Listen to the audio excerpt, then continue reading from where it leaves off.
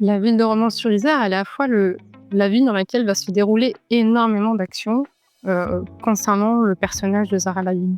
Elle est très présente en tant que personne presque physique. On voit ses ruelles, on voit son histoire, on voit les lieux dans lesquels elle évolue, mais dans lesquels, notre personnage s'ancre, se développe et interagit avec cette ville.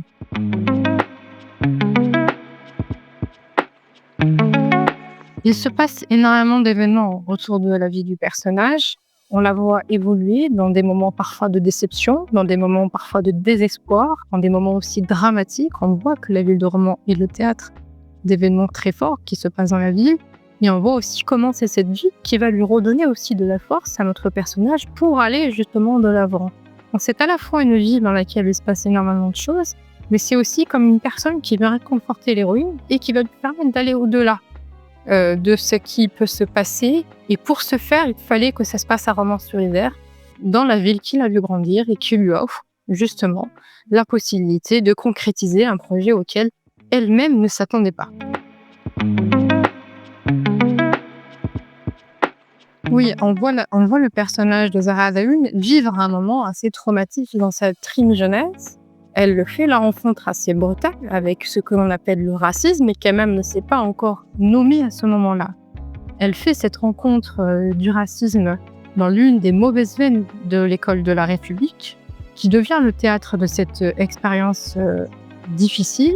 Et là encore, on voit comment Zara Layoum, notre personnage principal, qui a à peu près une dizaine d'années, va faire de ce moment-là quelque chose de très fort qui lui permettrait de se poser la question justement de la différence, de ce qui fait que les uns et les autres font société et la construction finalement d'une nous.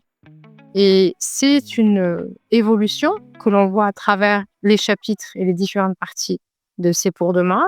Et on voit vraiment que la dernière partie, C'est pour demain, elle est le lieu et le moment de la création de la fraternité.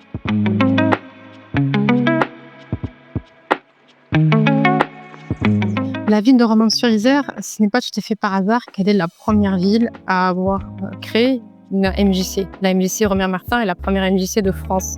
Et c'est quelque chose à laquelle les Romanais tiennent, et notamment les jeunes.